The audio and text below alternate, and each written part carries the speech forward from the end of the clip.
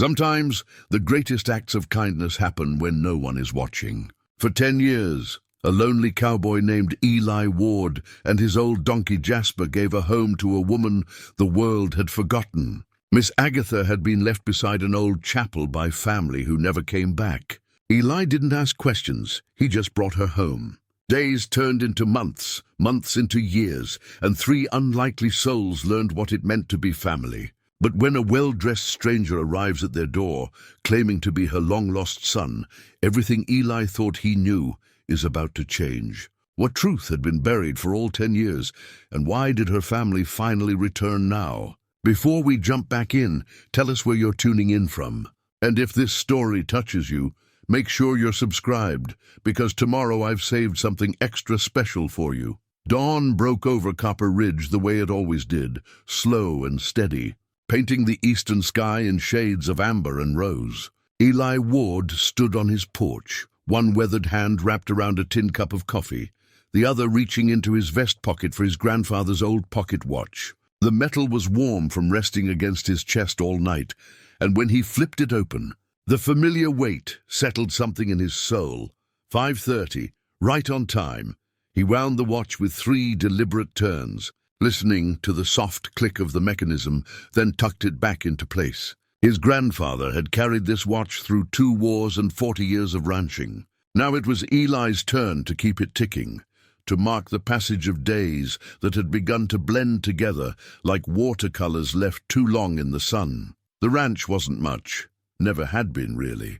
15 acres of scrubland and sage, a barn that leaned slightly to the left, and a house his own father had built with lumber hauled from the mountains. But it was paid for, and it was his, and at 68 years old, Eli had learned that ownership of anything, land, time, a peace, was worth more than all the gold in California. Jasper stood by the fence, his gray coat catching the first light. The donkey was older than most, maybe 25 if Eli's calculations were right, with a stubborn streak wider than the Rio Grande and ears that could hear a rattlesnake from 50 yards. They'd found each other 12 years back when Eli was still working the cattle circuit. Some ranch hand had tried to break the donkey's spirit with a whip and starvation. Eli had offered cash he didn't really have and brought Jasper home. They'd been inseparable since morning. "Old friend," Eli called out, and Jasper raised his head, blinking slowly in that way that made Eli think the donkey understood more than most people gave him credit for. The screen door creaked behind him, a sound he'd been meaning to fix for years but had grown fond of. It announced company better than any doorbell. "You'll catch cold out here without a jacket," Miss Agatha said, her voice carrying that particular mix of concern and scolding that only women of a certain age could master. "Haven't caught cold in 10 years, Eli replied, not turning around. "Don't plan to start now. Pride comes before a fall, so does standing on a porch in your nightgown." "You'll catch what I won't," he heard her soft laugh, a sound that had taken months to coax out of her and years to make regular. When he'd first brought her home, she'd been silent as stone, her eyes carrying the kind of hurt that went bone deep. Now, a decade later, she moved through their small house like she'd always belonged there. She appeared beside him, wrapped in one of his old flannel shirts over her nightgown, her silver hair braided down her back. At 79, Agatha Hensley still carried herself with a dignity that spoke of a different life, a time when she'd walked through better doors than his. "Coffee?" she asked. "Already got some." "I meant for me, you stubborn mule." Jasper might take offense to that. She swatted his arm lightly and shuffled back inside. Through the window, Eli watched her move around the kitchen. His kitchen, though she'd made it hers through years of quiet occupation. She knew where everything lived, knew that he took his eggs over easy and his bacon crisp, knew that he read the paper back to front and always saved the crossword for last. Copper Ridge lay 3 miles down the dirt road that ran past Eli's property. It wasn't much of a town anymore. Hadn't been since the mine closed in the 70s and took most of the young folks with it. Now it was home to maybe 200 souls, most of them over 50, all of them bound by the shared experience of watching the world move on without them. Eli didn't mind. He'd seen enough of the world during his working years, driven cattle from Texas to Montana, worked ranches in Wyoming and Colorado, even spent a season in Nevada where the desert stretched so far you could forget other people existed. He'd married once briefly to a woman who loved the idea of a cowboy more than the reality of a man who smelled like horses and came home bone-tired every night. She'd left after 2 years, and Eli had learned that some people were meant for solitude. The chapel where he'd found Miss Agatha sat on the edge of town, white paint peeling, cross-tilted like it was asking a question. It had been a Sunday morning, hot even for August, and Eli had ridden Jasper into town for supplies. The general store was closed. Luther, who ran it, had gone to visit his daughter in Santa Fe, so Eli had decided to check the chapel's bulletin board, where folks posted notices about work or items for sale. That's when he'd seen her. She was sitting on the steps, back straight despite the heat, hands folded in her lap like she was waiting for a bus that would never come. She wore a nice dress, too nice for Copper Ridge, and her shoes were city shoes, the kind that weren't made for dirt roads. A single suitcase sat beside her. "Ma'am?" Eli had approached slowly, the way you might approach a spooked horse. "You waiting for someone?" She'd looked up at him with eyes that were blue and distant. "My daughter," she'd said. "She'll be back shortly." She had to run an errand. Something about the way she said it, the careful pronunciation, the practiced calm, made Eli's chest tighten. "How long have you been waiting?" "Oh, not long. An hour, perhaps." But her water bottle was empty, and there was dust on her dress, and when Eli had touched the suitcase, the metal clasps were hot enough to burn. "Ma'am, I don't mean to pry, but it's near about 95 degrees out here. Why don't you come sit in the shade while you wait? I've got water." She'd considered this carefully, as if weighing propriety against comfort. "That would be kind of you." He'd led her to the oak tree beside the chapel, given her his canteen, and sat down to wait with her. Jasper had stood nearby, occasionally nuzzling Miss Agatha's shoulder in that gentle way he had. An hour passed. Then 2. "Your daughter," Eli had finally said. "She know you're waiting here?" "Of course," Miss Agatha had replied, but her voice had wavered just slightly. "She said she'd be right back. Ma'am, forgive me for asking, but when did she say that?" Miss Agatha had looked at him then, really looked at him, and in her eyes he'd seen the terrible understanding that lived just beneath the practiced calm. "This morning," she'd whispered. "She said she'd be right back." It was late afternoon by then. The shadows were growing long, and the August heat was finally breaking. Eli had made a decision that changed 3 lives. "My ranch is just up the road," he'd said quietly. "You're welcome to wait there where it's cooler. When your daughter comes back, folks in town know where I live. They can send her up." Miss Agatha had nodded slowly, and Eli had loaded her suitcase onto Jasper's back and walked beside her all the way home. That was 10 years ago. The daughter never came back. No one came looking. And after a few weeks of Miss Agatha jumping at every sound of a car on the road, her eyes going bright with hope, then dimming with recognition, Eli had stopped mentioning it. She'd stayed. He'd never formally invited her, and she'd never formally accepted. It just happened, the way some things do when they're meant to. She'd taken the spare bedroom, the one that had been empty since his mother passed, and slowly, carefully, she'd let pieces of herself unfold. She was a school teacher, he'd learned. Taught English for 37 years in a city back east. Her husband had died young, leaving her with 2 daughters. She'd done her best, working 2 jobs to keep them clothed and fed and educated. But somewhere along the way, the daughters had grown distant, busy with their own lives, their own families. The visits had grown shorter, the phone calls less frequent. "I didn't want to be a burden," she'd told Eli one night over dinner, her voice matter of fact. "My youngest Margaret said she'd found a lovely place for me out west. Closer to her, she said. She drove me out here, told me to wait at the chapel while she handled the paperwork." Miss Agatha had smiled then, sad and knowing. "I suppose the paperwork took longer than expected." Eli hadn't known what to say to that, so he'd said nothing. He'd just refilled her water glass and changed the subject. Over the years, they'd settled into a rhythm. Eli handled the outdoor work, feeding Jasper, maintaining the fence line, keeping the roof patched and the gutters clear. Miss Agatha managed the house with a quiet efficiency that spoke of decades of practice. She cooked meals that actually had vegetables in them, kept the place cleaner than it had been in years, and filled the silence with stories of her students and the book she'd taught. She never mentioned her daughters again, and Eli never asked.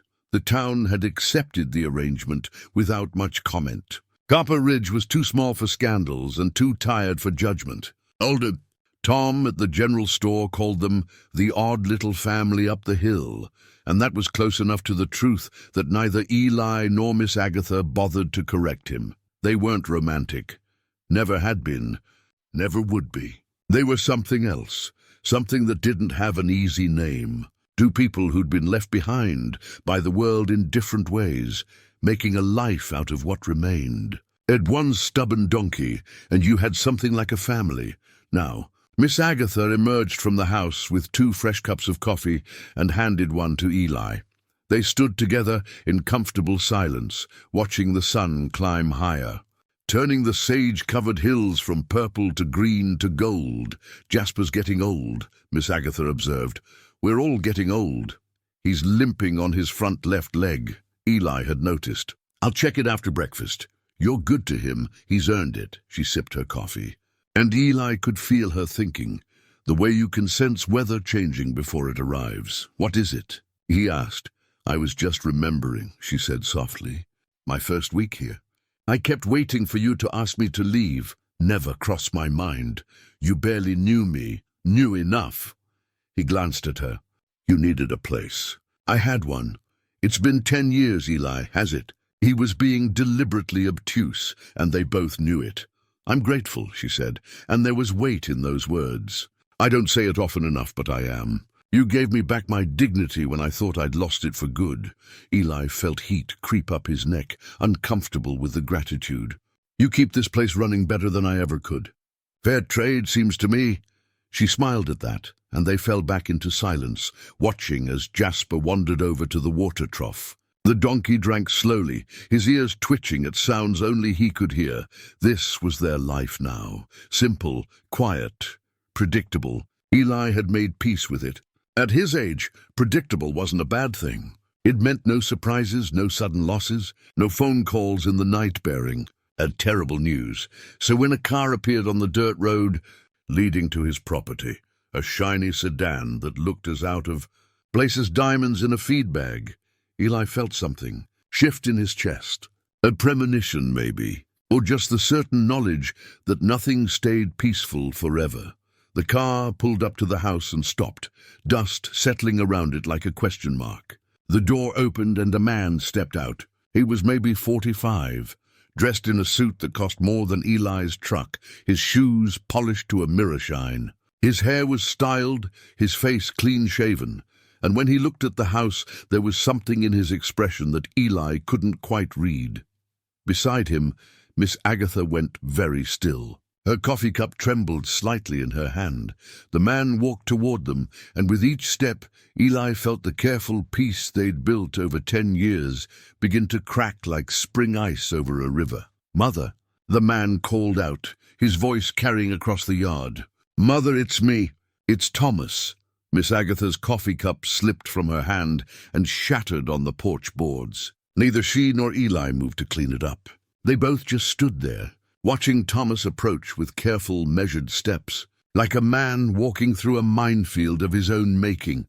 "Mother," he said again, and this time his voice cracked on the word. "I know you probably didn't expect to see me, didn't expect to see him." The understatement of it hung in the air like gun smoke. Eli felt Miss Agatha's hand find his arm, her fingers gripping tight through his sleeve. He could feel her trembling, or maybe that was him. Hard to tell where one person's reaction ended and another's began after 10 years of living in the same quiet space. "Agatha," Eli said softly, "you want me to send him away?" She didn't answer immediately. Her eyes were fixed on Thomas, taking in every detail. The expensive suit, the rental car, the way he held himself with the careful posture of a man who'd rehearsed this moment. When she finally spoke, her voice was steady, but Eli heard the steel beneath it. "No," she said. Let him say what he came to say. Thomas stopped at the bottom of the porch steps. Up close, Eli could see the resemblance, the same blue eyes, the same line of the jaw. But where Miss Agatha's face carried the marks of grace earned through hardship, Thomas's face showed the particular strain of guilt carried too long. "I don't expect you to forgive me," Thomas began. And Eli had to give him credit for starting there at least. "What Margaret and I did, leaving you at that chapel, there's no excuse for it. I've carried that shame every day for 10 years. Have you?" Miss Agatha said, and it wasn't a question. Thomas flinched. "I have. I want you to know that. I want you to understand that not a day has gone by when I haven't thought about what we did to you. Thinking about it and doing something about it are two different things," Eli said quietly. He hadn't meant to speak, but the words came out anyway. Thomas's eyes shifted to him, really seeing him for the first time. "You must be Eli Ward, the man who took my mother in." "I'm the man whose porch you're standing in front of," Eli replied. "What my name is doesn't much matter. It matters to me. You did something I should have done. You gave my mother a home when her own children abandoned her." Thomas paused, swallowing hard. "I'm grateful for that. More than I can say. Your gratitude doesn't mean much after 10 years, Miss Agatha said. Her voice was still steady, but Eli could see her hands shaking. "You left me on those chapel steps like an unwanted dog. You and your sister drove away and never looked back. Why are you here now, Thomas? What's changed?" Thomas pulled an envelope from his jacket pocket. His hands weren't quite steady either. "Margaret died 3 months ago. Heart attack. She was only 52. The news hit Miss Agatha like a physical blow." Eli felt her sway slightly, and he moved closer, ready to catch her if she fell. But she stayed upright, her spine straight, her chin raised. "I see," she said softly. "I'm sorry for your loss." The grace of that response, the simple, dignified acknowledgement of grief, even from the daughter who'd abandoned her, made Thomas's face crumple. He looked down at his expensive shoes, and when he looked back up, his eyes were wet. "She regretted it," he said. "What we did to you. In the hospital at the end, she kept asking for you. Kept saying she needed to apologize, needed to make things right. But it was too late." "Yes," Miss Agatha said. "It was. Before she died, she told me where we'd left you. Made me promise I'd find you, make sure you were all right. She'd kept the address all these years." Thomas held up the envelope. "I've been looking for you for months. Hired a private investigator. It took time, but we finally tracked you here." Eli felt his jaw tighten. "So you didn't come because you wanted to see your mother? You came because your sister made you promise. That's not—" Thomas stopped, had the decency to look ashamed. "At first, yes. It started as a promise to Margaret. But the more I looked for you, the more I realized what we'd done. What I'd done. I have no excuse for it, Mother, none. We were scared. Your memory was starting to go, and we didn't know how to handle it. The doctor said you needed full-time care, and we—" His voice broke. "We couldn't afford it. Margaret had just lost her job, and I was going through a divorce, and we told ourselves we were doing what was best for you, that the state would take care of you better than we could. So you drove me across the country and left me at a chapel," Miss Agatha said. "Told me to wait while you handled paperwork that didn't exist. Then you drove away and hoped someone else would solve your problem." Put that way, in that quiet, devastating tone, the cruelty of it was laid bare. Thomas had no response. He just stood there, holding that envelope, looking like a man who'd finally been forced to see himself clearly. "My memory," Miss Agatha said slowly. "You said it was going. That I needed care. The doctor said you had early signs of dementia. He said it would get worse." Miss Agatha looked at Eli then, something flickering in her eyes. "Did you know about this?" "No, Mom," Eli said honestly. "You've been sharp as a tack every day I've known you. Never once forgot a thing. That's because I took her in," Eli continued, his voice harder now. "Because she had a routine and purpose, and wasn't alone in some facility where they drug you up and wait for you to die. She had a reason to stay sharp." Thomas looked between them, something like understanding dawning on his face. "You saved her," he said to Eli. "The doctor said without proper care she'd decline rapidly. But you gave her that care. You gave her what Margaret and I were too selfish to provide. I gave her a spare bedroom and some company," Eli said flatly. "Basic human decency. Nothing special." "It was special to me," Miss Agatha said softly. And Eli felt her hand squeeze his arm.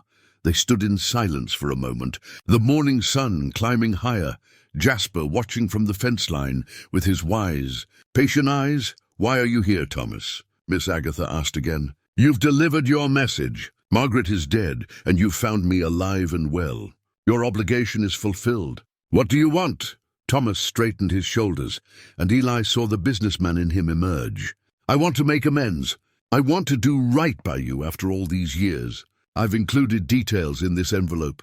My contact information, bank statements, legal documents. I've set up a trust fund in your name, enough to ensure you're comfortable for the rest of your life. And if you'll allow it, I'd like you to come home with me, to Chicago. I have a house with a guest suite, and I want to take care of you the way I should have 10 years ago." The words hung in the air like smoke. Eli felt his chest tighten, felt something cold and hard settle in his stomach. He'd known this moment would come eventually, the moment when someone from Miss Agatha's real life appeared to reclaim her. He just hadn't expected it to hurt quite this much. Miss Agatha was quiet for a long time. When she finally spoke, her voice was distant, as if she were speaking from very far away. "I'll need time to think about this." "Of course," Thomas said quickly. "I'm staying at the hotel in Copper Ridge. Take all the time you need." "But Mother—" He paused, his voice breaking again. "I'm sorry. I'm so sorry for what we did to you. I know words aren't enough, but they're all I have right now. I want to be your son again. I want to earn back what we threw away." Miss Agatha nodded slowly, not quite looking at him. "Leave the envelope on the steps. I'll read it when I'm ready." Thomas set the envelope down carefully, like it might shatter. He looked at his mother for a long moment, then at Eli, then back to his mother. "I'll wait to hear from you," he said. "However long it takes." He walked back to his car, got in, and drove away slowly. The dust settled behind him, and the ranch returned to its usual quiet. But the peace was gone, shattered as thoroughly as Miss Agatha's coffee cup on the porch boards. Eli bent down and started picking up the ceramic pieces. Miss Agatha knelt beside him, her movements stiff, her hands still trembling. "He wants to take you away," Eli said quietly. "He wants to ease his guilt," Miss Agatha replied. "Maybe so, but the offer's real enough. Trust fund, guest suite, a chance to rebuild with your son." Eli kept his eyes on the broken cup. "It's more than I can give you. Eli Ward, you look at me." He raised his eyes. She was crying now, silent tears tracking down her weathered cheeks. "For 10 years, you've given me everything that matters. A home, dignity, family. Don't you dare think for 1 second that a trust fund and a guilty conscience can replace that. But he's your son. And you're my family," she said fiercely. "Blood doesn't make family. Choice does, love does. Showing up does. You've shown up every single day for 10 years. And he showed up now because his sister died, and guilt finally outweighed his convenience." Eli nodded slowly, but the cold feeling in his stomach didn't ease. Because the truth was, Thomas had resources Eli didn't. He could give Miss Agatha medical care if she needed it, travel, comfort, all the things that came with money. And more than that, he was her son. No matter what had happened, no matter how long he'd been gone, that connection existed. They cleaned up the broken cup in silence. When they went back inside, Miss Agatha picked up the envelope Thomas had left. She turned it over in her hands, not opening it, just feeling the weight of it. "What are you going to do?" Eli asked. "I honestly don't know," she said. "But whatever I decide, I need you to know that these 10 years with you and Jasper, they've been the happiest of my life. No matter what comes next, that won't change." Eli nodded, not trusting his voice. He walked out to check on Jasper's leg, needing the familiar comfort of tending to his old friend. But as he worked, he couldn't shake the feeling that everything he'd built over the past decade was about to slip through his fingers like water. The envelope sat on the kitchen table for 3 days, unopened, gathering dust in the morning sunlight. Eli and Miss Agatha moved around it like it was a snake, coiled and ready to strike. They didn't talk about Thomas or his offer. Instead, They fell back on routine, the comfortable rhythms that had sustained them through 10 years of quiet coexistence. But the silence between them had changed. It carried weight now, questions neither of them wanted to ask. On the fourth morning, Eli found Miss Agatha sitting at the table before dawn, the envelope open in front of her, papers spread across the worn wood. She lit the oil lamp, and in its soft glow, she looked older than he'd ever seen her, tired, uncertain. He poured himself coffee and sat down across from her without asking permission. That's what family did, showed up in the hard moments whether invited or not. Couldn't sleep? He asked. Haven't been sleeping much lately. She gestured at the papers. Thought I'd finally look at what my son had to say. Eli sipped his coffee and waited. Miss Agatha had taught English for 37 years. She knew the value of silence, the way it could draw out truth better than any question. The trust fund is real, she said finally. Substantial, actually. More than enough to cover medical care, living expenses, anything I might need. He's thought it through carefully. There are provisions for nursing care if my memory starts to go, for hospice when the time comes. It's all very thorough, very generous. That's good, Eli said, and meant it, even though the words tasted bitter. He's also included letters, one from him, one that Margaret wrote before she died. Miss Agatha's hand trembled slightly as she touched the papers. Reading them was harder than I expected. You don't have to tell me what they say. I know. But I want to. She looked up at him, her blue eyes searching his face. Margaret's letter is full of regrets. She says she thought about me every day, wondered where I was, if I was all right, if I hated her. She says the guilt ate at her marriage, her health, her peace of mind. In the end, she wants me to know she was sorry. That she loved me even though she didn't show it. Do you believe her? Miss Agatha was quiet for a long moment. I believe she was sorry. I believe the guilt was real. But I also believe it took dying for her to face what she'd done. That's hard to forgive, Eli nodded. He understood regret, had carried enough of his own over the years. But there was a difference between regretting your mistakes and actually fixing them. Margaret had run out of time to fix anything. Thomas's letter is different, Miss Agatha continued. He's not asking for forgiveness. He says he doesn't deserve it. Instead, he's asking for a chance to build something new. He wants to know me again. Wants me to know his children, my grandchildren. They're teenagers now. I've never met them. Her voice cracked slightly. I have grandchildren I've never met, Eli. The pain in those words settled heavy in the room. Eli set down his coffee cup and reached across the table, covering her hand with his. Her skin was paper-thin, marked with age spots and veins that showed blue beneath the surface. Beautiful in the way that old things that had survived were beautiful. You have every right to want that, he said quietly. Do I? She pulled her hand back, not unkindly, and pressed it against her chest. I've built a life here, with you and Jasper. It's simple, but it's honest. No one here expects anything from me except to show up and be present. That's a rare gift, Eli. Most people don't get that. But it's not a complete life, Eli said, forcing the words out, even though they cost him. Not if there's family you're missing. Grandchildren you've never held. A son who wants to make amends. Is that what you really think, or what you think you should say? The question caught him off guard. He looked down at his hands, calloused, weathered, marked by decades of hard work. Hands that had built fences and birthed calves and gently tended a donkey's lame leg. Hands that had set a place at the table for a woman no one else wanted. I think, he said slowly, that I'm not the right person to help you make this decision. I'm too selfish. Selfish. You've been here 10 years, Agatha. 10 years of company and conversation and someone to share meals with. I got used to that, got used to you.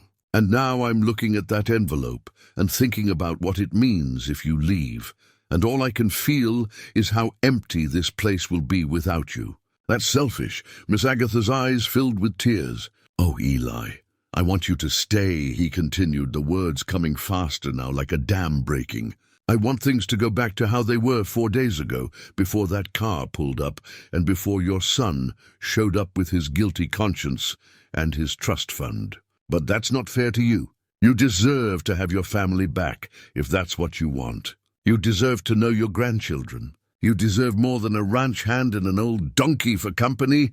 Stop, Miss Agatha said firmly. Just stop. You listen to me, Eli Ward. You've given me 10 years of dignity and respect and simple, honest love. Don't you dare diminish that by calling yourself just a ranch hand. You're the man who saw me on those chapel steps and didn't walk away. You're the man who made room in his life for a stranger and never once made me feel like a burden. That's not nothing. That's everything. They sat in silence, the oil lamp flickering between them. Outside, Jasper brayed, his morning greeting to the sun. It was a sound so familiar that Eli usually didn't notice it anymore, but today it stood out sharp and clear, a reminder of the small rituals that made up their days. I need to talk to Thomas, Miss Agatha said finally, face to face. Ask him the questions I should have asked 4 days ago.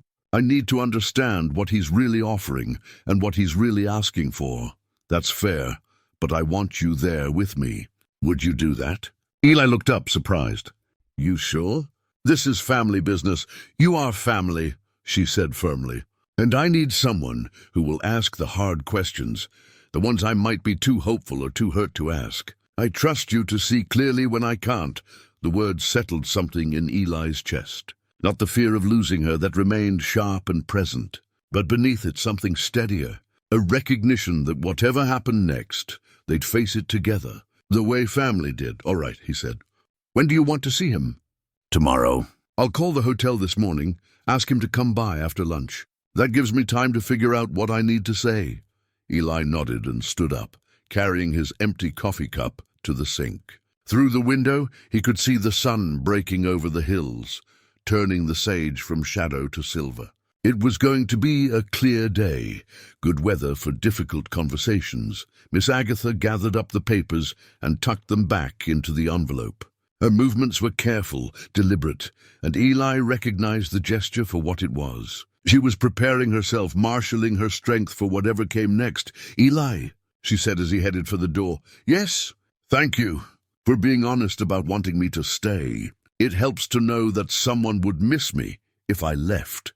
He didn't trust himself to respond, so he just nodded and walked out into the morning. Jasper was waiting by the fence, and Eli spent the next hour brushing the donkey's coat until it gleamed in the sunlight, working out his worry in long, steady strokes. Whatever Miss Agatha decided, he'd support her, even if it broke his heart. That's what love was, wanting what was best for someone even when it cost you everything. Thomas arrived at exactly 2 o'clock, still wearing expensive clothes, but looking less polished than he had 4 days earlier.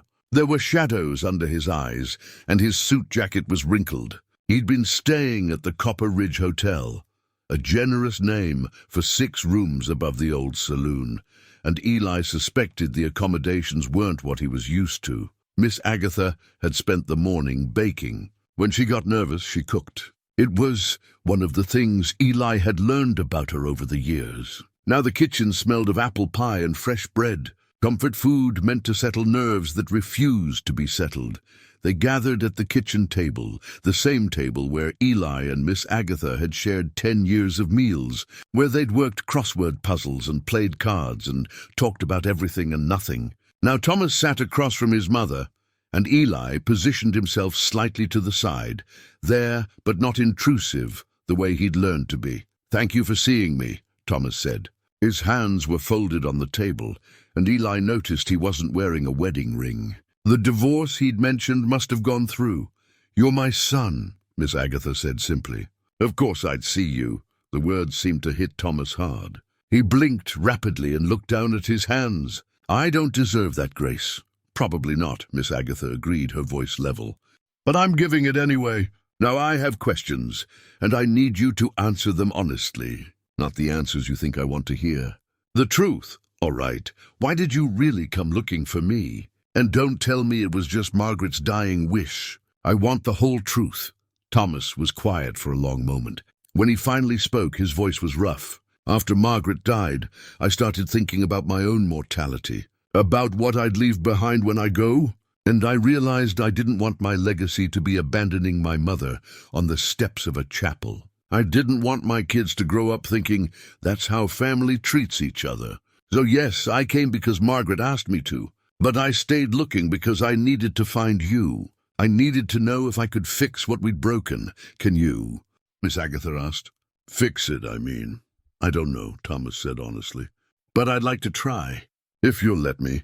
Eli leaned forward slightly. "What does that look like exactly?" "You want your mother to move to Chicago, live in your guest suite. What then?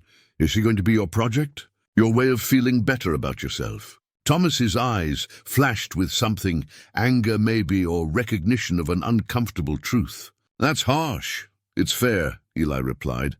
"You show up after 10 years with money and promises. But money's easy. Promises are easy. What happens when the guilt fades? When taking care of an elderly parent stops feeling noble and starts feeling like work? You going to drop her off at another chapel?" "Eli," Miss Agatha said softly, but he could tell she wanted to hear the answer too. Thomas's face went red. "I'm not the man I was 10 years ago. I was scared then, overwhelmed, and I made a choice I'll regret for the rest of my life.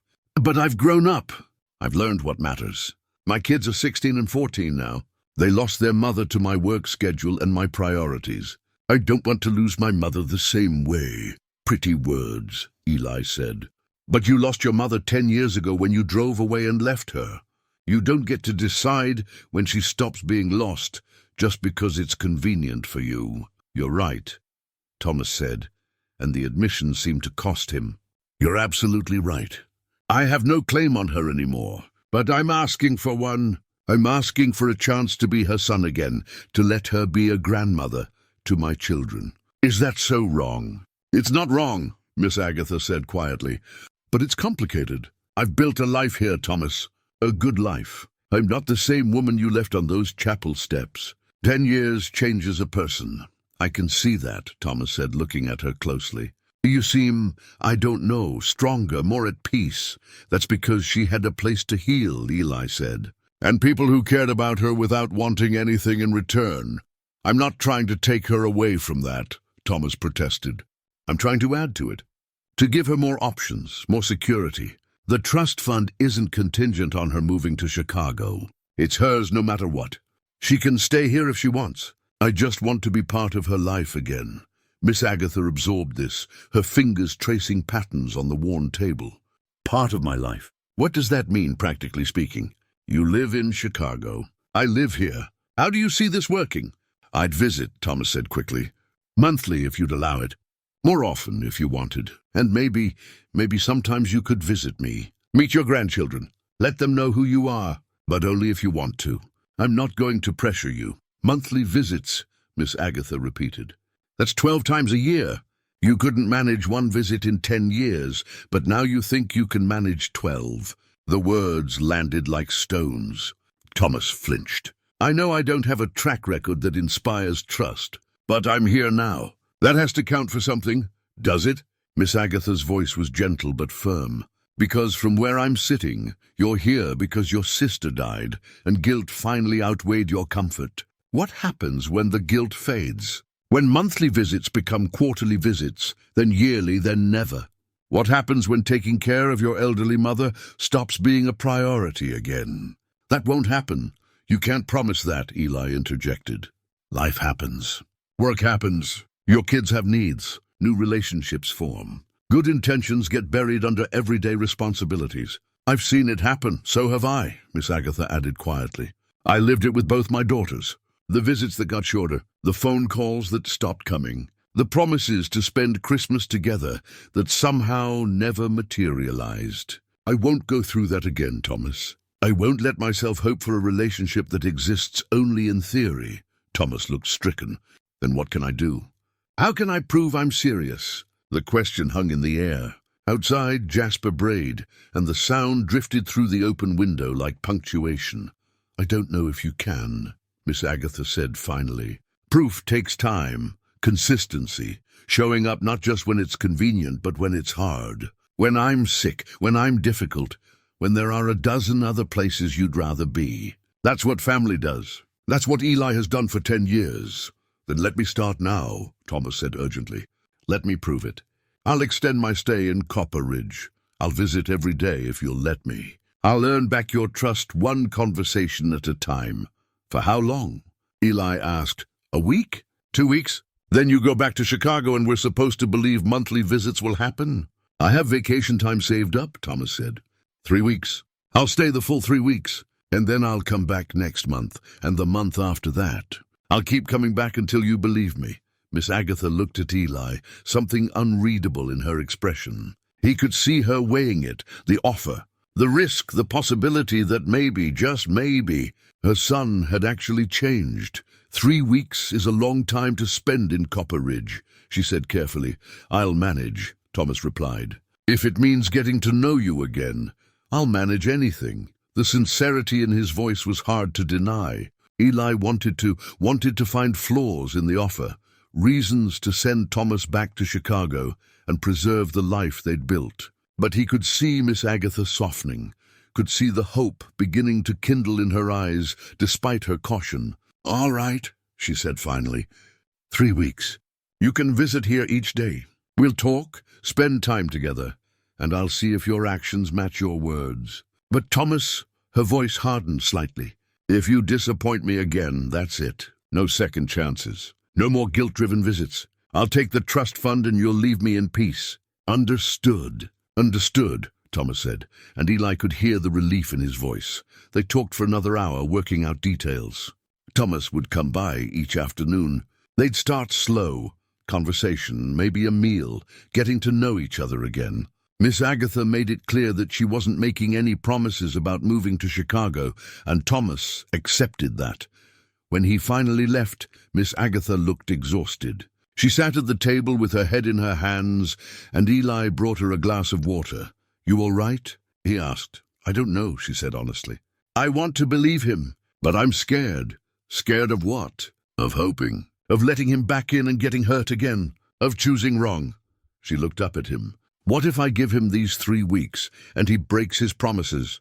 What if I don't give him the chance and regret it forever? Eli sat down beside her. There's no safe choice here, Agatha. Just the choice you can live with. She nodded slowly and reached for his hand. They sat together in the quiet kitchen, both of them knowing that the next 3 weeks would determine more than just Miss Agatha's relationship with her son. They'd determine the shape of all their futures. The first week of Thomas's visits passed with the careful awkwardness of strangers learning to be family again. He showed up each afternoon at 2, never late, carrying small offerings, fresh flowers from the market, pastries from the bakery, a book he thought his mother might enjoy. The gestures were thoughtful, and Eli had to grudgingly admit that Thomas was trying. They sat on the porch mostly, Thomas and Miss Agatha, talking about safe subjects. He told her about his work as an architect, showed her pictures of buildings he'd designed. She told him about the book she'd been reading, the garden she'd tried to grow last summer that the rabbits had destroyed. They were feeling their way forward, testing the weight of each word, each memory. Eli gave them space, busying himself with ranch work that could have waited. He fixed the barn door that squeaked, patched a section of fence that didn't really need patching, spent long hours brushing Jasper until the donkey's coat gleamed. But he was always aware of them, always listening to the low murmur of conversation drifting across the yard. On the 4th day, Thomas brought his laptop and showed Miss Agatha pictures of his children. Eli was checking the water trough when he heard her soft gasp of surprise, and he glanced over to see her holding the laptop with trembling hands, staring at the screen like it held something precious. That's Emma, Thomas was saying, his voice thick with emotion. She's 16. She plays violin and wants to study music in college. And that's Marcus. He's 14, obsessed with baseball and old movies. They're good kids, Mother. You'd love them. They're beautiful, Miss Agatha whispered. They have your eyes. And Margaret's smile. The mention of his dead sister made Thomas go quiet. Miss Agatha set the laptop down carefully and reached over to take his hand. It was the first physical contact Eli had seen between them, and the intimacy of it made his chest tighten. I'm sorry she's gone, Miss Agatha said softly. I know I never said that properly. I was too hurt, too angry. But I am sorry. She was my daughter, and I loved her, even when I didn't like what she'd done. Thomas's shoulders shook, and then he was crying, quiet, wrenching sobs that spoke of grief too long held in check. Miss Agatha pulled him close and Eli turned away. Giving them privacy for a moment he had no right to witness. Later, after Thomas had left and Miss Agatha had gone inside to start dinner, Eli sat on the porch with his grandfather's pocket watch in his hand. He opened it, watched the second hand make its patient circuit, and tried to untangle the knot of feelings in his chest. He wasn't used to jealousy.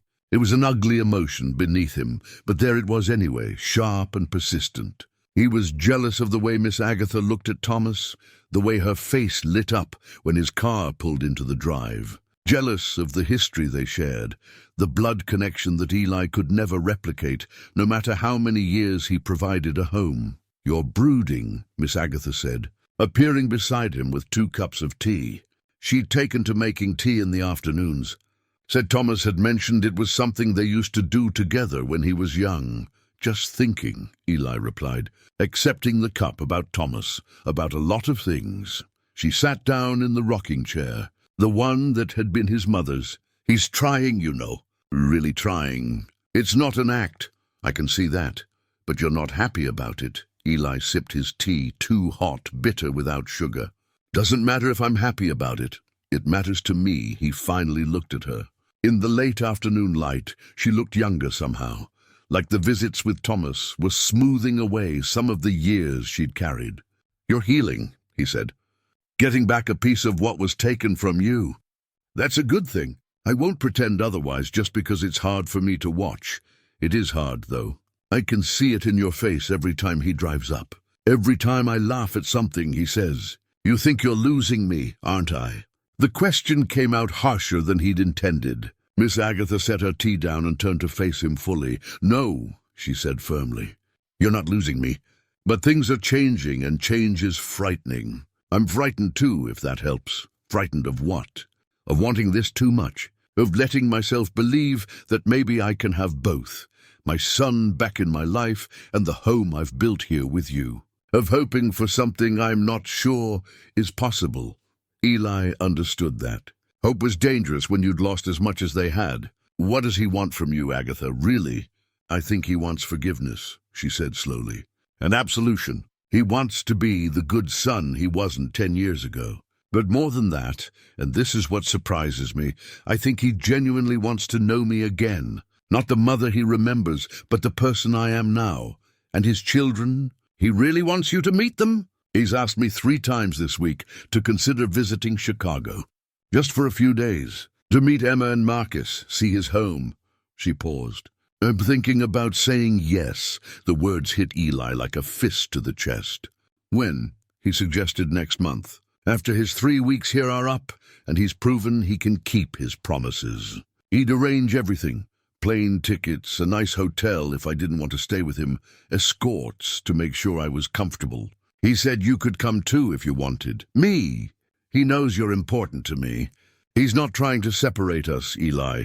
He's trying to make room for everyone. Eli wanted to believe that, but he'd seen too much of life to trust easy promises. Chicago's a long way from Copper Ridge. It's a few days, not forever.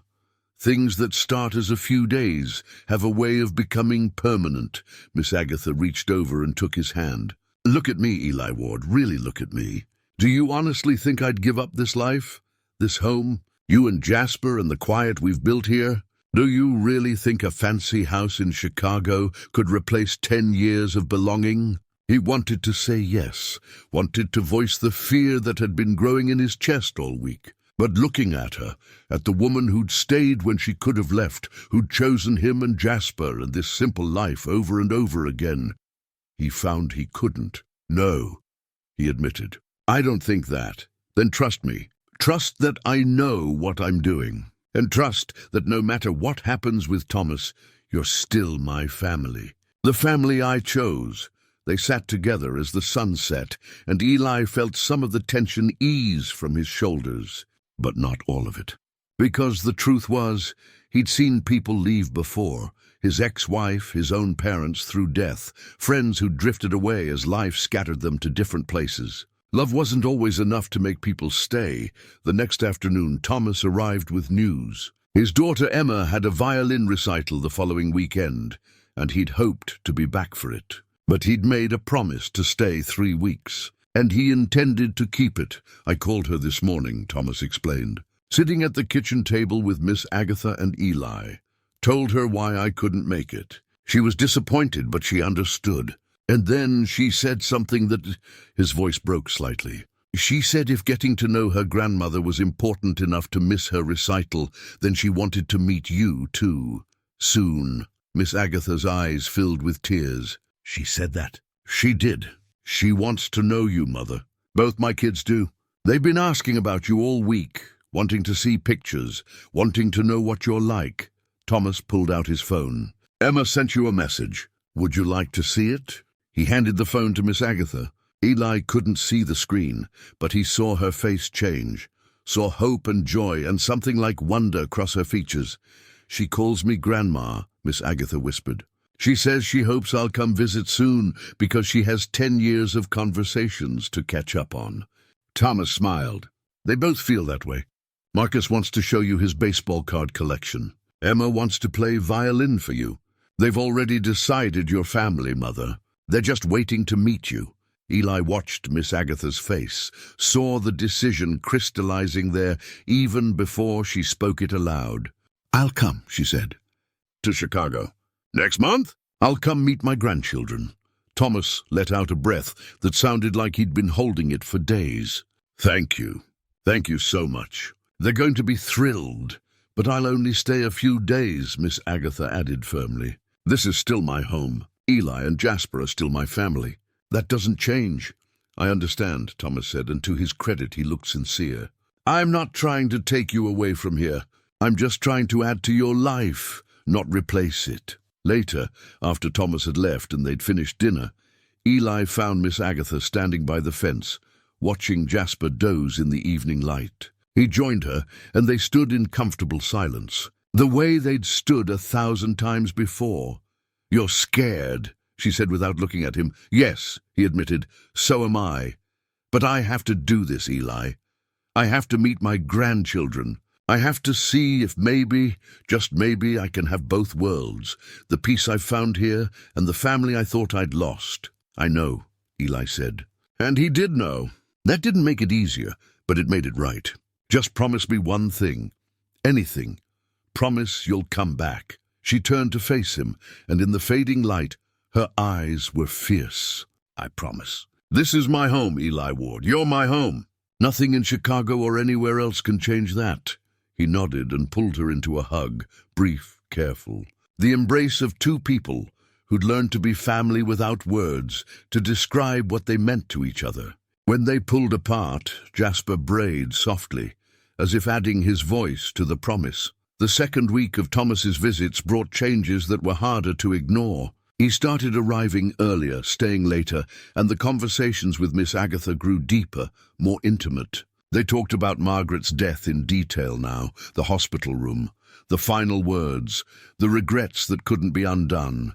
They talked about Miss Agatha's teaching years, and Thomas shared memories of coming home from school to find her grading papers at the kitchen table. Red pen in hand, Eli noticed how Miss Agatha's posture changed when Thomas was around. She sat straighter, spoke more animatedly, laughed in a way he rarely heard. It wasn't that she was unhappy with Eli and Jasper. He didn't think that. But Thomas represented a connection to her past, to the person she'd been before she became the woman on the chapel steps. That person had taught English, raised daughters, had dreams beyond simple survival. Thomas reminded her of all that. On the 9th day, Thomas asked if he could take Miss Agatha into town for lunch. It was a small request, innocuous even, but Eli felt its weight. For 10 years, he and Miss Agatha had been a unit, moving through their days in tandem. Now Thomas was creating spaces that didn't include him, and Eli had to let it happen. Go, he told Miss Agatha when she looked at him uncertainly. Have a nice time. They left at noon, and Eli spent the afternoon doing absolutely nothing productive. He sat on the porch, supposedly reading the newspaper, but really just listening to the silence. Jasper wandered over eventually, pushing his head against Eli's shoulder in that way he had when he sensed distress. Getting complicated, old friend, Eli said. scratching between the donkey's ears. "Don't know how to feel about any of it." Jasper just stood there, patient and warm, asking nothing of him except to be present. There was comfort in that, in the uncomplicated love of an animal who didn't need words or explanations. When Miss Agatha returned that evening, she was carrying a shopping bag from the general store. "Thomas wanted to buy ingredients for his grandmother's soup recipe," she explained, her cheeks flushed with pleasure. "I used to make it for him when he was little." He remembered. They cooked together that night, Thomas and Miss Agatha working side by side in the kitchen while Eli sat at the table and pretended to read. But he watched them, saw the easy rhythm they fell into, the way Thomas knew to hand her the wooden spoon before she asked for it, the way she corrected his cutting technique with gentle humor. They were rebuilding something, brick by brick, and Eli was simply a witness to it. "Eli, come taste this," Miss Agatha called, holding out a spoonful of broth. He obliged, and it was good, rich and savory, with hints of herbs he couldn't quite identify. "Your grandmother knew what she was doing," he told Thomas. "She did," Thomas agreed, and there was warmth in his voice that hadn't been there before. "Thank you, by the way." "For what?" "For taking care of my mother all these years. For giving her a home when I failed to. I know I've said it before, but I mean it. You did what I should have done, and I'm grateful." The words were sincere, and Eli found he couldn't hold on to his resentment in the face of that sincerity. "She's easy to care for," he said simply. "Never been a burden." "Still," Thomas insisted, "what you did, what you've done, it matters." "I hope you know that." Eli nodded, uncomfortable with the gratitude but accepting it. They ate dinner together, the three of them, and the conversation flowed easier than it ever had. Thomas told stories about his architecture firm, about difficult clients and impossible deadlines. Miss Agatha shared memories from her teaching days, students who'd gone on to do remarkable things, lessons that had gone spectacularly wrong. The satisfaction of watching young minds open to literature. For the first time, Eli could see what their relationship had been like before everything fell apart. Mother and son, connected by history and blood and shared experience. It made what had happened 10 years ago even more tragic, but it also made what was happening now more precious. As the third week began, Thomas's visits took on a new quality. He brought his work with him sometimes, spreading blueprints across the kitchen table and asking Miss Agatha's opinion on design choices. She had no formal training in architecture, but she had an eye for balance and beauty, and Thomas genuinely valued her input. "What do you think of this facade?" he'd ask, pointing to a drawing.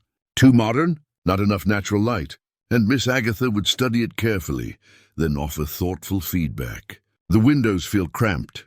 You want people to feel welcomed when they approach a building, don't you? Open it up." Eli watched these interactions with mixed feelings. Part of him was glad to see Miss Agatha engaged, her mind sharp and her opinions valued. But part of him recognized what was happening. Thomas was showing her a life she could have in Chicago, a role beyond just grandmother. He was showing her that she could still be useful, still be needed in ways that went beyond cooking meals and keeping house. One afternoon, when Thomas had gone into town for supplies, Miss Agatha found Eli in the barn. He was mucking out Jasper's stall, methodical work that required little thought. "You've been quiet lately," she said, leaning against the barn door.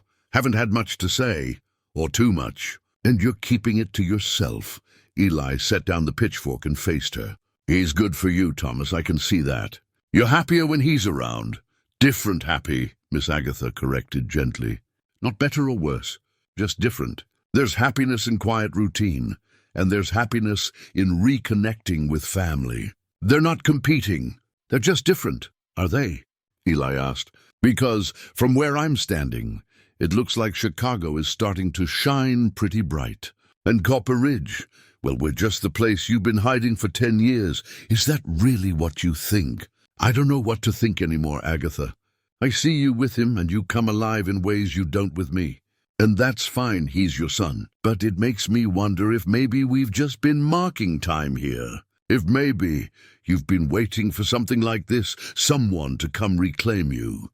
Miss Agatha crossed the barn and took the pitchfork from his hands. "Eli Ward, you listen to me. I have not been marking time.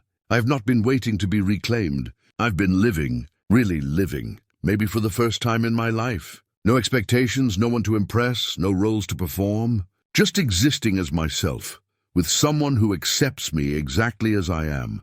But Thomas offers more than that. He offers different things. A connection to my past, a chance to know my grandchildren. But he can't offer what you've given me, peace, belonging, the simple knowledge that I matter to someone, not because of what I can do for them, but because of who I am. Eli wanted to believe her, but doubt had taken root, and it was hard to uproot.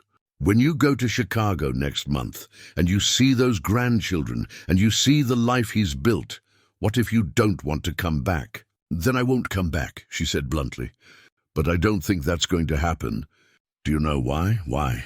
Because I've already built the life I want. It's here. With you and Jasper and this stubborn old ranch, Thomas is a piece that was missing, and I'm grateful to have him back. But he's not the whole puzzle. You are. The word settled something in Eli, but not completely. He'd lived too long to believe that feelings alone could overcome the pull of family. The lure of grandchildren who needed grandmothers. The comfort of a house that didn't leak when it rained. That evening, Thomas's 3 weeks officially ended. He stood on the porch, looking out at the ranch with something like appreciation. I understand why she loves it here, he said to Eli. It's peaceful, honest. There's something to be said for a life stripped down to its essentials. But it's not the life you'd choose. Eli observed. No, Thomas admitted. I need the city, the work, the constant motion. But that doesn't mean I don't respect what you've built here, what you've given my mother.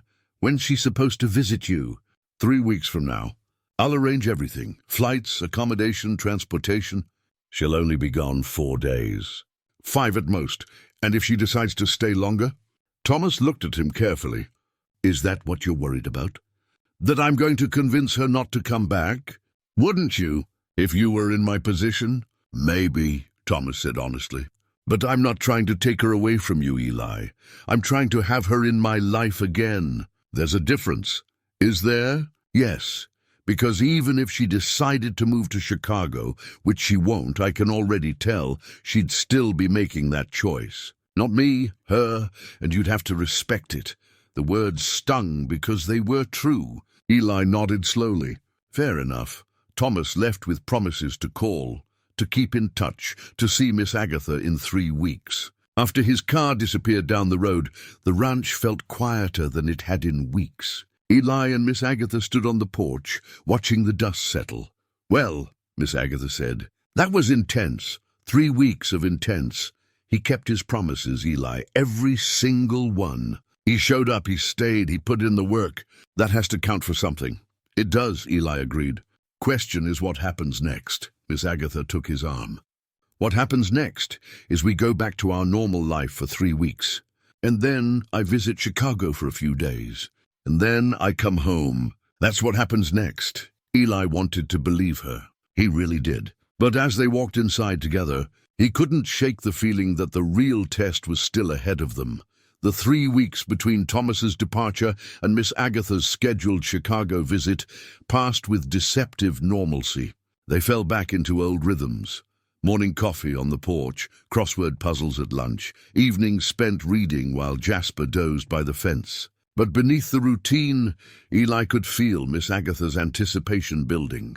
She was nervous about meeting her grandchildren, about seeing Thomas's home, about stepping back into a world she'd left behind. 2 days before her departure, a letter arrived. Not a bill or advertisement, but a thick envelope addressed to Miss Agatha Hensley in careful handwriting. The return address was from a law firm in Boston. Miss Agatha opened it at the kitchen table, her reading glasses perched on her nose. Eli was washing dishes, but he watched her face change as she read, confusion giving way to shock, then to something that looked like anger. "What is it?" he asked, drying his hands on a towel. She didn't answer immediately, just kept reading, her lips pressed into a thin line. When she finally looked up, her eyes were bright with unshed tears. "My daughter Margaret," she said slowly. "She didn't die of a heart attack." The words made no sense. "What do you mean?" Thomas said what he believed to be true. What he was told. Miss Agatha's hand shook as she held up the letter. This is from Margaret's attorney. Apparently, she left instructions that if certain conditions were met, I was to receive this information. The conditions have been met. What conditions? If Thomas came looking for me, if he found me, and if he stayed with me for at least 3 weeks. Margaret's attorney has been monitoring the situation. Thomas didn't know. She set it up so he wouldn't know. And now her voice broke. Now I know the truth. Eli sat down across from her, his heart hammering. What truth? Miss Agatha took a shaky breath. Margaret did have a heart condition. It was serious, progressive. She knew she was dying, but the timeline Thomas was told, that she died suddenly 3 months ago, that was a lie. She died 8 months ago, and she spent the last 2 years of her life trying to find me. The words landed like stones, thrown into still water, sending ripples that changed everything. Eli reached for the letter, and Miss Agatha handed it over. His reading was slower than hers, but the story it told was clear enough. Margaret had been diagnosed with heart disease 2 years after abandoning her mother at the chapel. The guilt had eaten at her, the attorney wrote, but she'd been too ashamed to face what she'd done. Instead, she'd convinced herself that her mother was better off, that the state had found her proper care, that forgiveness was impossible. But as her health declined and death became real rather than theoretical, Margaret's guilt had transformed into action. She'd hired investigators to find her mother. It had taken time. The trail had gone cold. And Agatha Hensley wasn't easy to locate in a town as small and forgotten as Copper Ridge. But eventually, Margaret had succeeded. 8 months ago, she'd learned that her mother was alive, living with a retired cowboy and his donkey on a small ranch outside Copper Ridge. She'd read the reports describing their life together, the quiet routine, the clear affection, the dignity and peace that Agatha had found. And Margaret had made a choice. She chose not to disrupt it. Instead, according to her attorney's letter, Margaret had set up the trust fund for her mother, established legal protections to ensure Agatha would never want for anything, and written 2 letters, one for Agatha, one for Thomas. But she'd added conditions. Thomas wasn't to receive his letter or learn of his mother's whereabouts until after Margaret's death. And even then, he was only to be told if he proved himself willing to stay, to put in real effort, to be the son he should have been. The 3 weeks, Miss Agatha whispered. The attorney was watching to see if Thomas would keep his promise. That's why she pressed her hand to her mouth. Margaret knew he'd failed before. She wanted to make sure he'd changed before giving him a chance to rebuild. Eli scanned further down the letter. There's more. She left you everything. Her house, her savings, her possessions. It's all been held in trust, waiting for this moment. I don't want her things, Miss Agatha said, her voice hard. I want my daughter back. I want the years we lost. I want... She broke down then, great wrenching sobs that came from somewhere deep and old. Eli moved around the table and pulled her into his arms. She clung to him, crying into his shoulder, and he held her while she mourned, not just for the daughter who died, but for the relationship they'd never gotten to repair. When the storm of grief passed, Miss Agatha pulled back, wiping her eyes with shaking hands. There's a personal letter too, she said, from Margaret. I haven't read it yet. The second envelope was smaller, sealed with wax like something from another era. Miss Agatha opened it carefully, and Eli turned away to give her privacy. But she stopped him. Stay, she said. Please, I need you here. So he sat back down, and she read aloud in a voice that trembled but held steady. Dear Mother, if you're reading this, it means I'm dead, and Thomas has proven himself worthy of knowing you again. I'm sorry it had to be this way. I'm sorry for so many things that I don't know where to begin. I abandoned you at that chapel because I was scared. Scared of your diagnosis, scared of the responsibility, scared of becoming a caregiver when I could barely take care of myself. That's not an excuse. There is no excuse for what we did. But it's the truth. I've spent the last 2 years trying to find you, trying to make amends in the only way I could. When I learned you were alive and happy with a man named Eli Ward, I felt relief and grief in equal measure.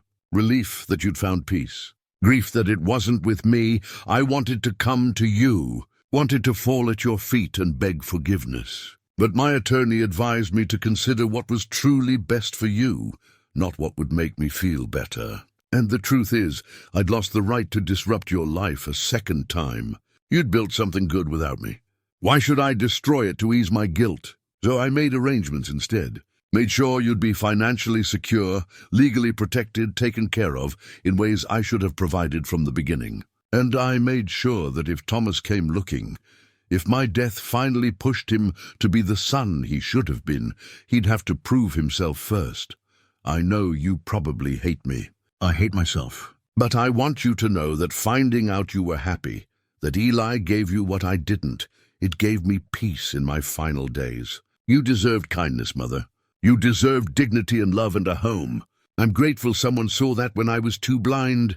Love was never our problem.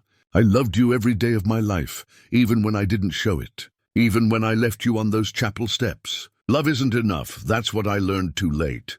Love has to be backed by action, by showing up, by choosing someone over and over again. Thank you for being my mother. I'm sorry I wasn't a better daughter. And please, if you can find it in your heart, forgive Thomas. He's a better man than I was a woman.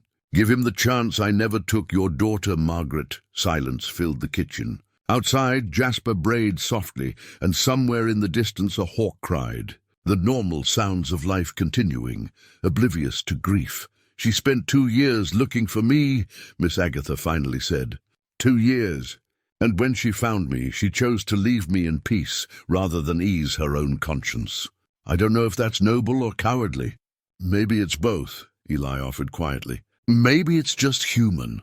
Miss Agatha folded the letter carefully and placed it back in the envelope.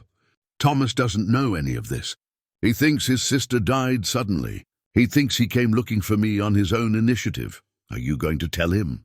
I don't know. Part of me wants him to know that his 3 weeks weren't just about proving himself to me, but to Margaret, to her memory and her conditions. Miss Agatha paused. But another part thinks maybe that's not fair. He did the work. He showed up. Does it matter why he started if the end result is the same? Eli thought about his grandfather's pocket watch, about the weight of legacy and the way we carry our dead with us. I think it matters, he said slowly. Not because it changes what he did, but because he deserves to know the whole truth. Deserves to know his sister was trying to protect you even at the end. Miss Agatha nodded slowly. You're right. He should know, but not yet. Not until after Chicago, after I meet the grandchildren, after I see what he's built. Then I'll tell him. Then we'll see if the truth changes anything.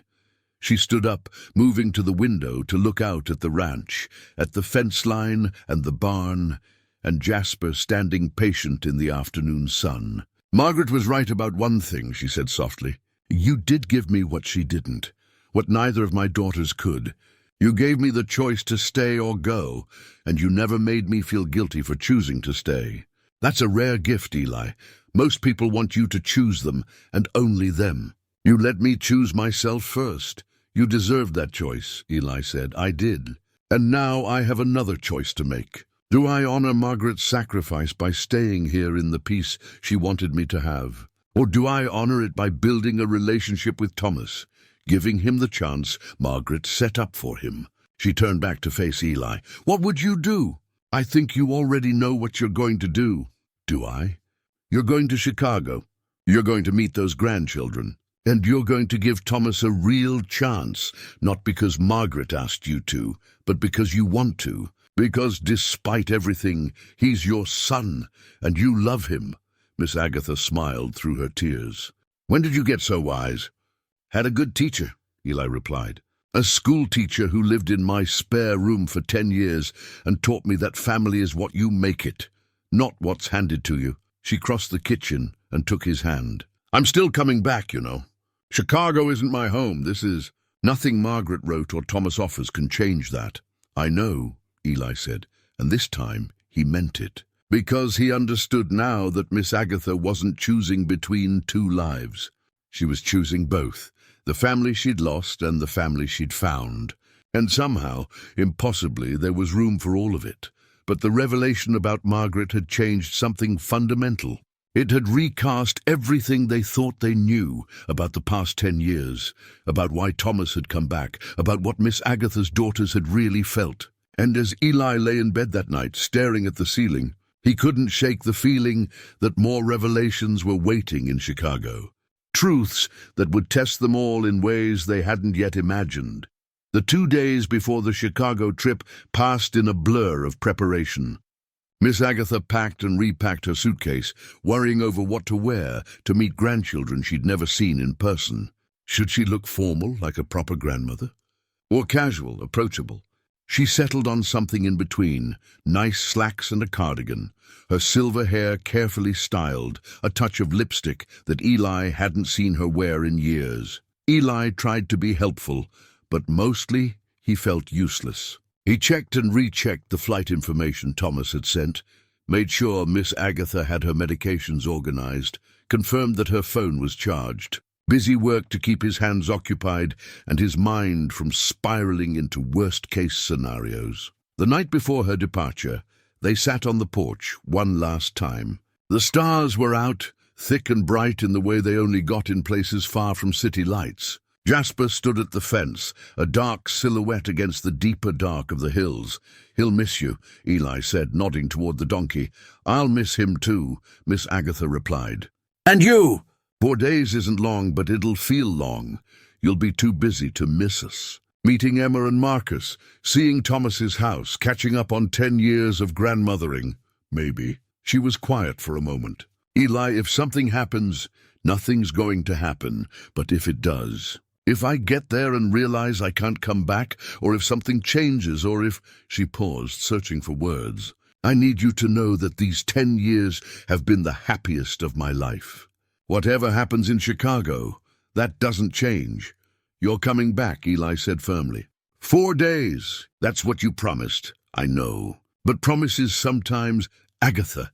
He turned to face her, and in the starlight, her face looked young and old at the same time, full of hope and fear. "You're coming back." "I believe that.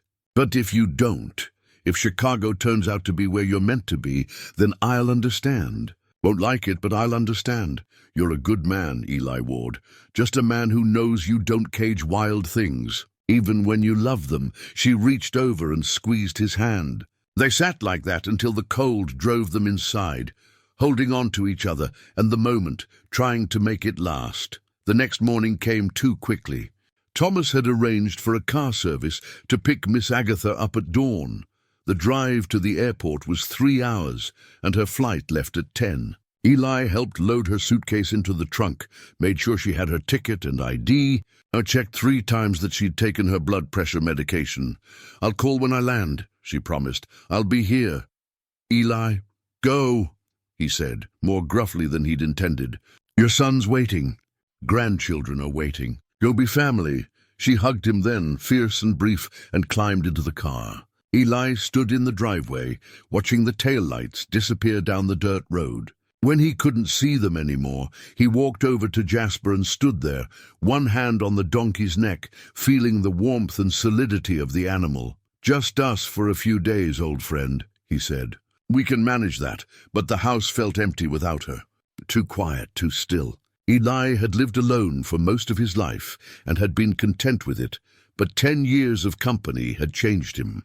He'd gotten used to the sound of someone else moving through rooms, the smell of tea steeping in the afternoon, the knowledge that he'd have someone to talk to at dinner. He kept himself busy, repaired the fence line he'd been meaning to fix for months, cleaned out the barn, organized his tools, but the work felt hollow, like he was just marking time until she returned. Miss Agatha called that evening, her voice breathless with excitement. "Eli, they're wonderful.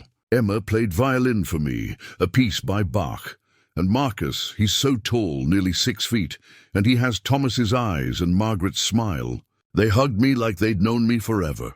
"That's good," Eli said, and meant it despite the hollow feeling in his chest. "Real good. Thomas's house is beautiful. He designed it himself, lots of windows and natural light. He set up a room for me, says I'm welcome any time. But Eli," her voice softened, "it's not home. It's lovely, but it's not home. Give it time," he said. "You just got there. I know. But I wanted you to hear that. That I'm already thinking about coming back. They talked for a few more minutes, and when they hung up, Eli felt marginally better, but only marginally. The second day, Miss Agatha called to tell him they'd gone to the Art Institute. Emma wanted to show her grandmother her favorite paintings, and they'd spent hours walking through galleries. "I haven't done anything like that in years," Miss Agatha said, wonder in her voice. "I'd forgotten how much I loved art." The third day, she was quieter on the phone. "Everything okay?" Eli asked. "Yes, fine. Just tired. We've been doing so much, museums, restaurants, walking all over the city. It's wonderful but exhausting. You don't sound fine." There was a pause. "Thomas wants to talk to me tomorrow. Says he has something important to discuss. She hesitated. "I think he's going to ask me to stay longer. Or maybe to move here permanently." Eli's hand tightened on the phone. "What are you going to tell him?" "I don't know yet. Can we talk about it when I get home?" "When you get home," Eli repeated. "That's still happening." "Yes," she said firmly. "That's still happening. I'm coming home tomorrow, Eli, I promise. But that night," lying in bed with the house too quiet around him, Eli wondered if promises made in Chicago held the same weight as promises made on a porch in Copper Ridge, under stars that had witnessed 10 years of quiet devotion. The fourth day started with anxiety knotted tight in Eli's chest. Miss Agatha's flight was scheduled to land at 4 in the afternoon, and Thomas had arranged for the same car service to bring her home. Eli spent the morning cleaning the house, making sure everything was perfect for her return. He picked wildflowers from the field and put them in a jar on the kitchen table, made sure her favorite tea was stocked, fluffed the pillows on her bed. Jasper seemed to sense something was happening. He stayed close to the house all morning, his ears pricked forward, listening. 1 o'clock came and went. Then 2. At 2:30, Eli's phone rang. "Eli?" Miss Agatha's voice was strange, tight, with something he couldn't identify. "What's wrong?" "Are you okay?" "I'm fine. I'm at the airport. But Eli, I need to tell you something, and I need you to not be upset until I've explained everything." His heart dropped. "You're not coming back." "No, that's not it. I'm coming back. But not today." "What happened?" "Thomas told me the truth this morning. About Margaret. About how she'd been looking for me for 2 years, how she'd set everything up, how his 3 weeks with us weren't entirely his own idea." Her voice cracked. "He had letters from her, ones I hadn't seen. Legal documents. Proof that everything she did at the end was about trying to make amends." "You knew that already," Eli said carefully. "The attorney's letter told you, I know. But hearing it from Thomas, seeing his face when he realized his sister had been protecting me even after death, it changed something." He broke down, Eli, completely broke down, started talking about guilt and shame and wasted years. And then Emma and Marcus joined us, and it all came spilling out. The whole story, everything Margaret had done, everything Thomas had failed to do. "Agatha, where is this going?" "Thomas asked me to stay an extra week. Not to move here, he understands that's not what I want. But to give them time to really know me, to make up for some of what was lost." And I said yes. The words hit Eli like a physical blow. "A week. I know it's longer than we agreed. I know you're probably upset. But Eli, my grandchildren need me, and I need them. This isn't about choosing Chicago over Copper Ridge. It's about finally having both things I thought I'd lost. My family and my home." "Your home is here," Eli said, and hated how his voice sounded, small, hurt like a child's. "Yes, it is. And I'm coming back to it, just not today. 1 more week, Eli, that's all. And then I'll be home for good." 1 week, he tried to process it. 7 more days alone. 7 more days, wondering if she'd change her mind, if the pull of grandchildren and city life would prove stronger than the pull of a quiet ranch. "You promise?" "I promise. On everything that matters, I promise." They hung up, and Eli sat on the porch, staring at nothing. Jasper came over and pushed his head against Eli's shoulder, and Eli wrapped his arms around the donkey's neck. Feeling foolish and broken and scared, he'd survived 68 years of life, loss and loneliness and disappointment. He'd survived a failed marriage, dead parents, years of hard labor that had worn his body down. But somehow, the thought of losing Miss Agatha was worse than all of it combined. Because she taught him what family could be when you chose it, when you built it from nothing but need and kindness. The week ahead stretched out like a desert. Eli knew he'd get through it. He'd gotten through worse. But as the sun set over Copper Ridge and the temperature dropped, he couldn't shake the feeling that everything was balanced on a knife's edge. One more week, and then she'd come home. Or one more week, and then she'd call with another delay, another reason to stay. He'd promised to support whatever she decided. But promising was easier when the decision went the way you hoped. Now, with nothing but silence and empty rooms and a donkey who missed her too, Eli had to face the possibility that love sometimes meant letting go, even when every fiber of your being wanted to hold on. 5 days into Miss Agatha's extended stay, Eli's phone rang at midnight. He'd been lying awake anyway, staring at the ceiling, counting the hours until she was supposed to come home. 2 more days, 48 hours. He could make it 48 more hours, Eli. Thomas's voice was tight with panic. It's Mother. She collapsed at dinner. We're at Northwestern Memorial Hospital. They think it was a stroke. The words didn't make sense at first. Stroke, hospital. Eli's mind went blank, refusing to process what he was hearing. Eli, are you there? How bad? His voice came out hoarse. They don't know yet. She's stable, conscious, but they're running tests. The doctor said the next 24 hours are critical. Thomas's voice broke. I'm so sorry. I should have, if I hadn't asked her to stay longer. What hospital? Northwestern Memorial. But Eli, you don't have to. What hospital? Eli repeated, already moving toward his closet, pulling out clothes. Northwestern Memorial. In Chicago. But it's a 3-hour drive, and it's the middle of the night, and I'll be there in 3 hours. He hung up and dressed quickly, his hands shaking. Grabbed his wallet, his keys, his grandfather's pocket watch. Paused in the doorway to Miss Agatha's room. Her bed made neatly, her books stacked on the nightstand. Everything waiting for her return. Outside, Jasper was awake, standing by the fence like he'd been waiting. Eli walked over and pressed his forehead against the donkey's neck. She's in trouble, old friend. I have to go to her. Jasper made a low sound, somewhere between a bray and a whimper. Eli filled his water trough to the top, made sure he had plenty of hay, and left a note for his neighbor Luther to check on the donkey tomorrow. Then he climbed into his truck and started driving. The 3 hours passed in a blur of dark highway and desperate prayer. Eli wasn't a religious man, hadn't been inside a church since his mother's funeral 20 years ago. But he prayed anyway, making bargains with a God he wasn't sure believed in him. Let her live. Let her be okay. I'll let her go if that's what she needs. Just let her live. He arrived at the hospital as dawn was breaking, the sky turning from black to gray to pale gold. The parking garage was nearly empty, and his boots echoed on the concrete as he ran toward the entrance. Northwestern Memorial was massive, glass and steel, and the kind of clean, cold efficiency that made Eli feel small and out of place. Thomas met him in the waiting room on the 5th floor. His expensive suit was wrinkled, his face haggard. He looked like he'd aged 10 years in 5 hours. She's asking for you, Thomas said. Has been since she woke up. The doctor said we can see her, but only for a few minutes. She needs rest. What happened? They're calling it a mini-stroke. A TIA, transient ischemic attack. Less severe than a full stroke, but still serious. She's going to need medication, monitoring, probably lifestyle changes. Thomas ran a hand through his hair. The doctor said if we'd been in Copper Ridge when it happened, if we'd been hours from a hospital. He couldn't finish the sentence. Eli understood what he wasn't saying. If she'd been at the ranch, she might have died. The thought made his knees weak. Can I see her? Thomas led him down a hallway that smelled of antiseptic and fear, past rooms full of sick people and worried families.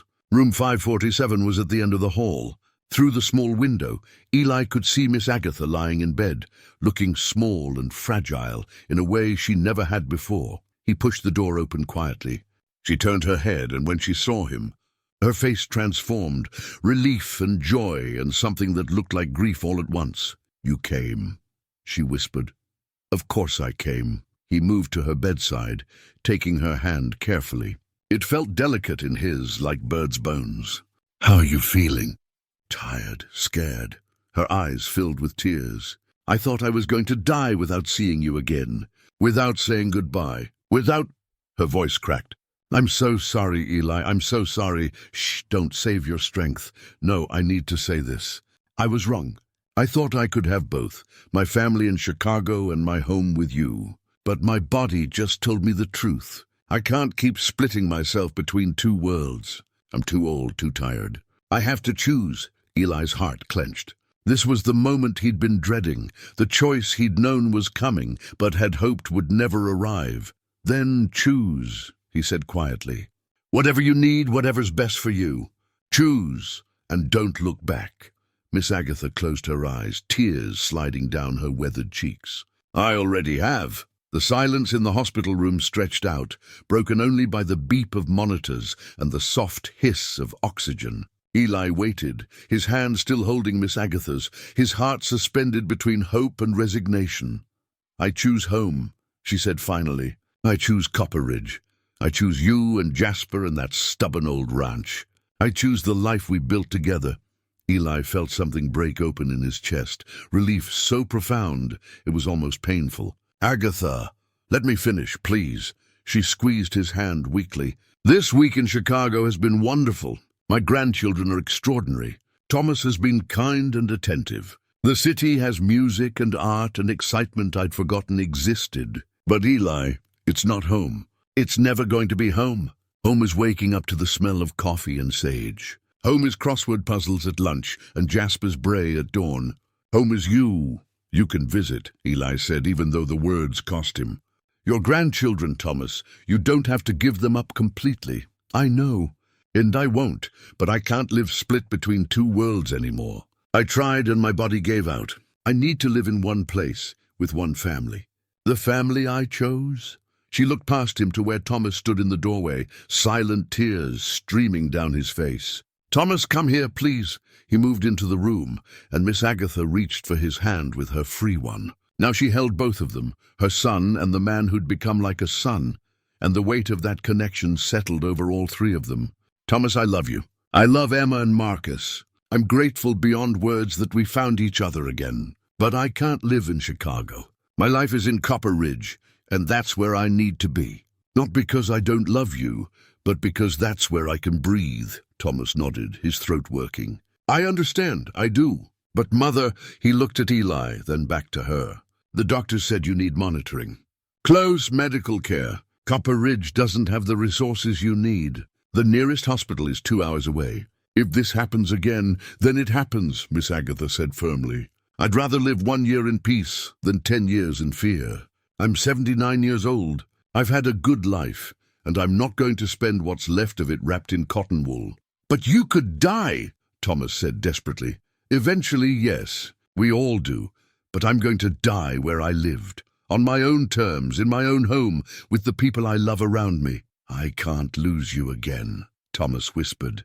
"I just got you back. You're not losing me. You're letting me go home. There's a difference." She turned to Eli. "Take me home, please. As soon as the doctors clear me, take me home." "I will," Eli promised. "But we do this smart. We follow doctor's orders. We get you strong enough to travel, and we set up proper care back in Copper Ridge.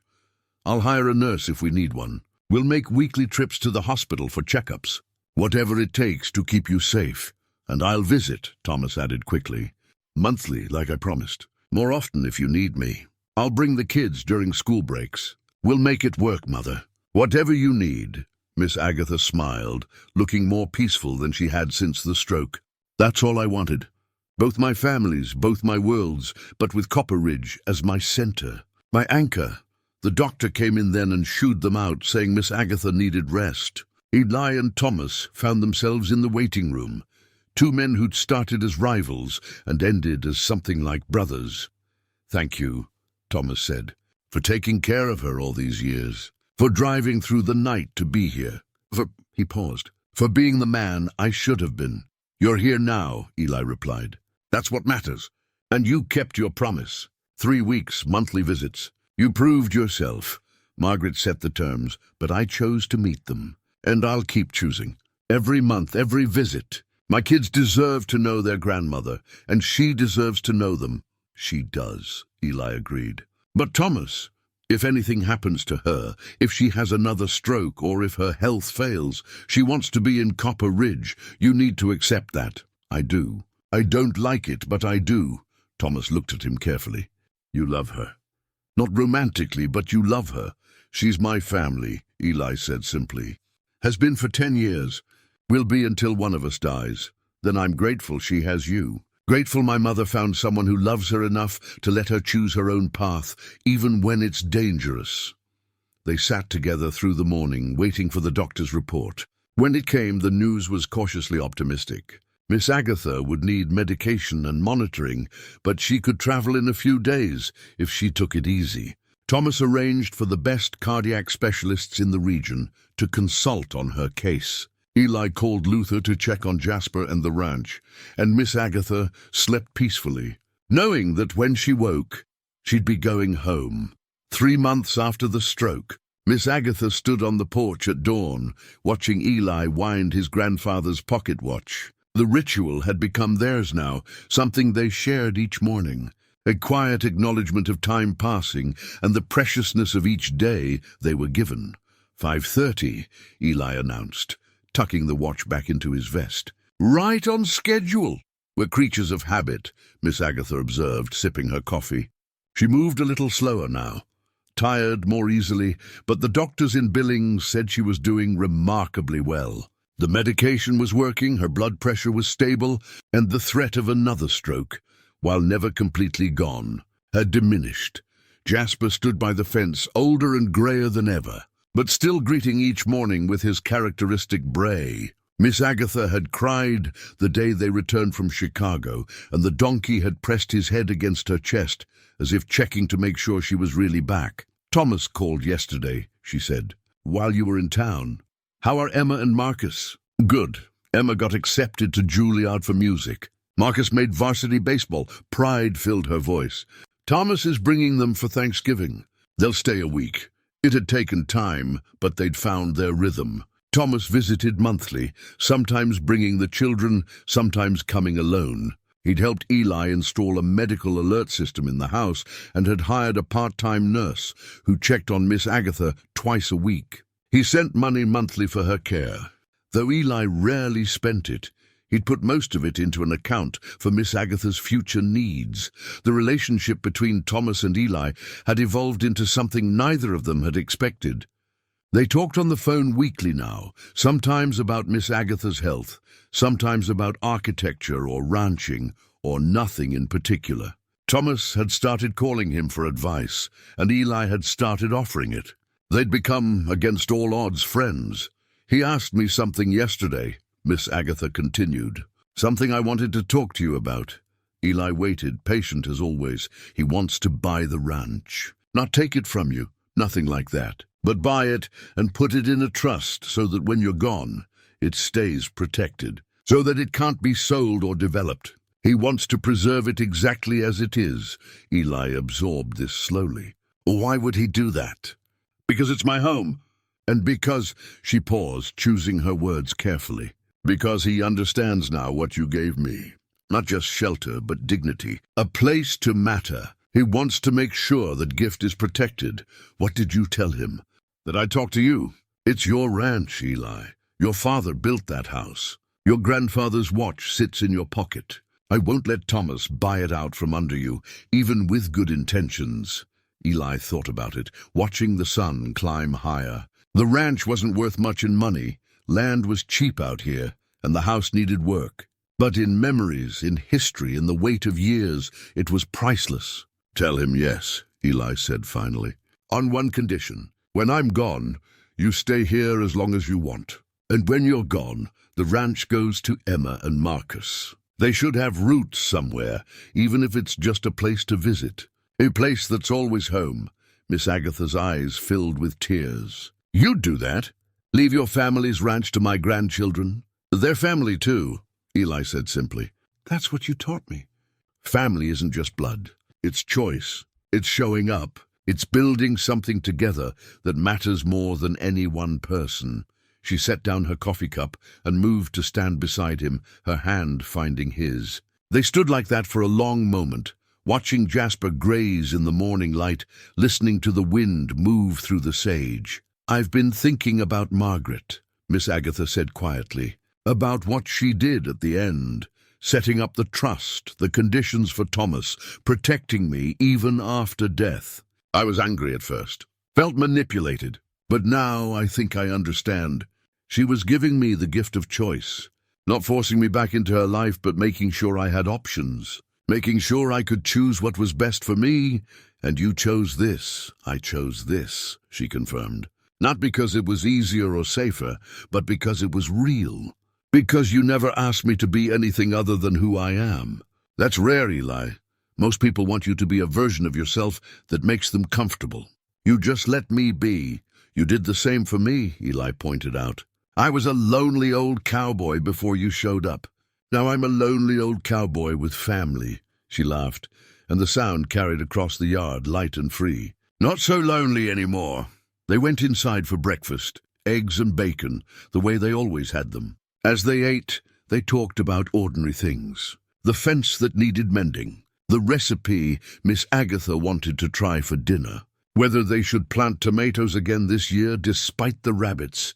This was their life now. Simple, quiet, ordinary in the best possible way. They'd weathered the storm of Thomas's return, the revelation of Margaret's long-distance care, the stroke that had forced impossible choices. They'd emerged stronger, more certain, more grateful for each day they were given. After breakfast, Eli went out to check on Jasper while Miss Agatha settled into her chair with a book. Through the window she watched him work, this man who'd taken her in when no one else would, who'd given her 10 years of peace, who'd driven through the night when she was sick and never once asked for anything in return. She'd spent 79 years learning about love in all its forms. But it was here, on this small ranch at the edge of a forgotten town, that she'd finally understood what it meant. Love wasn't grand gestures or passionate declarations. It was coffee on the porch at dawn. It was pocket watches wound with care. It was showing up every single day and choosing each other over and over again. She returned to her book, and outside, Eli finished with Jasper and walked back toward the house. The donkey followed him part way, then stopped to doze in the sun. The morning stretched ahead, full of possibility and peace. Sometimes the greatest acts of kindness happen when no one is watching. And sometimes those acts of kindness become a lifetime, a family, a home built not from blood or obligation, but from choice and grace, and the quiet courage it takes to let someone in. This was their story. The lonely cowboy, the faithful donkey, and the woman who'd been abandoned but found belonging. And it was far from over.